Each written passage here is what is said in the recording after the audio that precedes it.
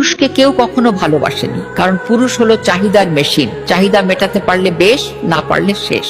দেশে যে পরিমাণ নারী নির্যাতনের শিকার হয় তার থেকে অনেক বেশি পুরুষ নির্যাতনের শিকার হয়। কিন্তু নারী নির্যাতনের শিকার হয় দেহে, আর পুরুষ নির্যাতনের শিকার হয় মনে, যার কারণে এটা কেউ দেখতে পায় না। পুরুষ প্রথম নির্যাতনের শিকার হয় তার নিজের বাবা মা, ভাই বোন, আত্মীয় স্বজনের কাছ থেকে, যদি সে ঠিক মতো টাকা আয় না করতে পারে। এরপর সে মানসিক নির্যাতনের শিকার হয় নিজের প্রেমিকা বা স্ত্রীর কাছে, যদি সে পুরুষ নিজের প্রেমিকা বা স্ত্রীর চাহিদা পূরণ করতে না পারে।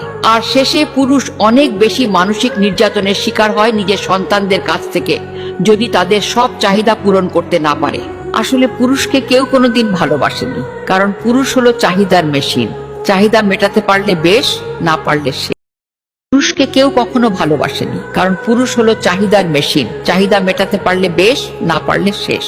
দেশে যে পরিমাণ নারী নির্যাতনের শিকার হয় তার থেকে অনেক বেশি পুরুষ নির্যাতনের শিকার হয়। কিন্তু নারী নির্যাতনের শিকার হয় দেহে, আর পুরুষ নির্যাতনের শিকার হয় মনে, যার কারণে এটা কেউ দেখতে পায় না। পুরুষ প্রথম নির্যাতনের শিকার হয় তার নিজের বাবা মা, ভাই বোন, আত্মীয় স্বজনের কাছ থেকে, যদি সে ঠিক মতো টাকা আয় না করতে পারে। এরপর সে মানসিক নির্যাতনের শিকার হয় নিজের প্রেমিকা বা স্ত্রীর কাছে, যদি সে পুরুষ নিজের প্রেমিকা বা স্ত্রীর চাহিদা পূরণ করতে না পারে।